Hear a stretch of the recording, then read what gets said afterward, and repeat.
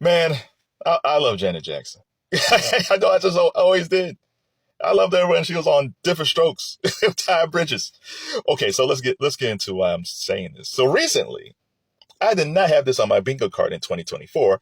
Janet Jackson joined Joe LaPuma on sneaker shopping on Complex on YouTube. So if you don't know, there's the Complex channel on YouTube, and they have sneaker shopping where they go. Usually they have an artist or something like that, or an actor or an actress, and they go sneaker shopping. And Janet Jackson appeared, and I did not know that Janet was a sneakerhead. And when they started talking about her career and all these things like that, they said in the Pleasure Principle video, she wore Adidas wrestling boots.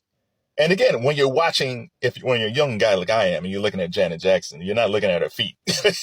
You're just looking at her. But when she started going over her career, like the type of sneakers she wore when she performed on on tour and in concerts, you start realizing, oh wow, she did wear a lot of sneakers. But back then, sneaker culture was totally different. If Janet Jackson was out today, there'd definitely be a whole thing about sneakers. Because Joe asked her, did she ever have a sneaker deal? And she said, no, I never had a sneaker deal. It would be totally different today. And she talked about Jordans. She talked about her love of Asics, like she wears Asics now when she's working out and performing. It's really interesting. Um, there was there was a point where LaPuma asked her about Michael Jordan because Michael Jordan was a fan of hers. He knew the family, and she knew Mike, and he asked her, "Can you give me a Michael Jordan story?" Now, LaPuma is not one of those dudes who's trying to pry into someone's personal life, so he's just looking for a sneaker story. Like he gave her like a cool pair of sneakers, and Janet's like, "I can't tell you anything," and it's like, what? There is okay. I love The Last Dance with Michael Jordan, but there is so many Jordan stories that we do not know. And the way that Janet Jackson laughed tells me that her and Michael did something, or there was someplace, or something went on between those two that we'll never get the story. Which part of me feels like that's actually a good thing. Because if Michael Jordan was a young player today, there'll be so many young ladies that if something didn't go right, they'll be posting videos about how bad he was or he didn't want to pay for this. And it's like, man, like I don't understand the thinking of young ladies today. Dudes back in the day, not saying it was right, because Michael, cheated on his wife. I'm not saying it was right. But back in the day, it doesn't have to matter if you're Michael Jordan or somebody else. If you were cheating on somebody, you had an extra chick. 9 times out of 10, those guys took care of that chick because they kept their mouths shut. Today, these women are blabbing away, and whatever pipeline of money that you had with this guy is cut off. And pipeline to other dudes because they know if they hook up with you, you're going to talk. It's crazy. But let's get back to Janet.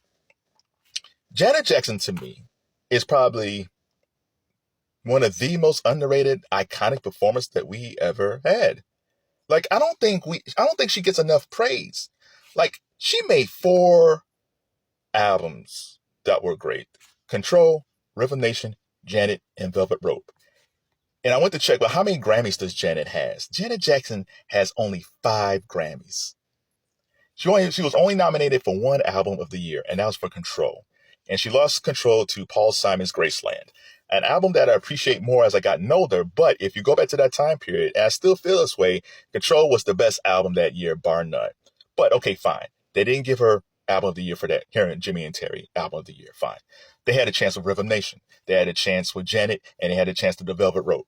Hell, they had a chance for All For You. Just as a makeup, they would not do it.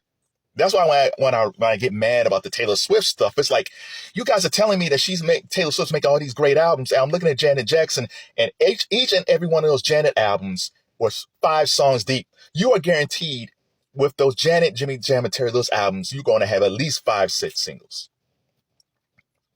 And the fact that she never won Record of the Year, she never won Song of the Year for the Grammys.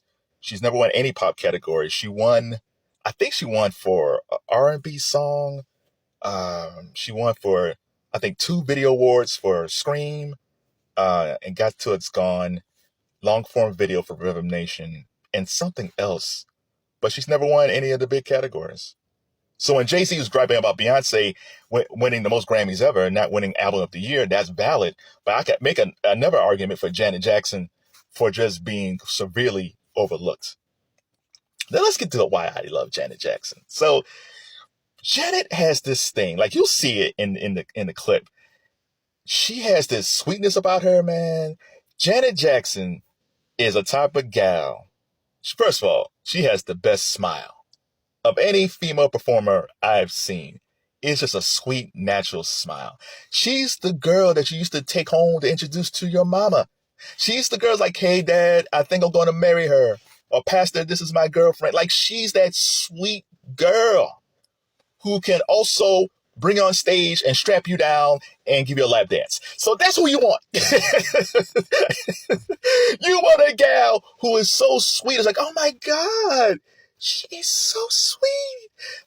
The way she giggles is sweet. Oh, she's so nice. And say, yeah, she's really nice. Until you turn off the lights. And next thing you know, I'm all strapped up. You don't know how sexy she is. So two of my favorite videos will always be If, because that's like up-tempo. She looked good in that video. The hair was good. The dance was impeccable.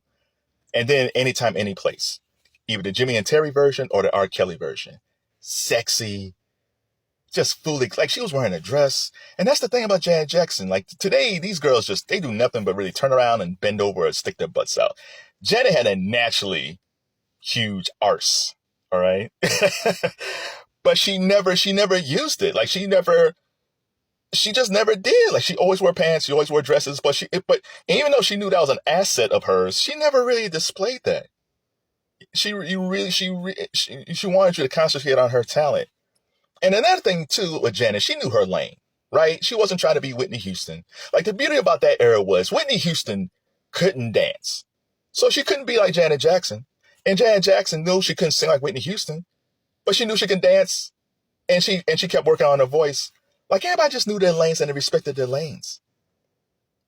And also if we talk about like the brother-sister combination with Michael and her, like Michael had Off the Wall, Thriller, Bad, and Dangerous. And you see, he had 4 great albums, and she made 4 great albums. There are no siblings in music history who are as great as them. And I think the one thing that helped her when she became a huge star is that even though she was a child actress on Good Times, she got to stay at home. Like her brothers, it was a totally different thing. Like Michael and his brothers, Michael was like 7, 8 years old or something, singing in bars. And by the time they got to Motown, Michael was 12. So Michael was constantly performing. Her brothers were constantly in bars, on the road, doing all this stuff. And with Good Times, she was able to be, again, with child labor laws, she could only work a certain amount of hours. So she was able to go home at night. So she had her mom and her sister and Rebe. And then when she's on the set, she had Jeanette Dubois and Bernadette Stannis and Esther Roll and even Chip Fields, who played her mom, her abusive mom on Good Times. But there was a foundation that Janet had that her brothers, especially Michael, didn't have.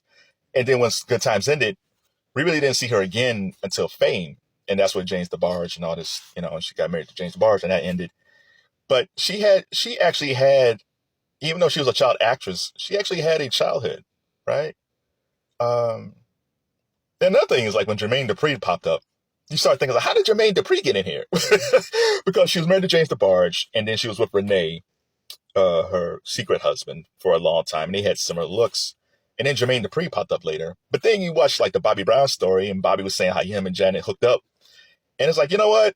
At first, it's like, come on, Bobby. But it's like, you just start thinking, it's like, yeah, you know what? Because I think Janet Jackson is probably, when you talk about ride or die chicks, or chick who always have your back, I think that's always Janet. Like she always had her brother's back.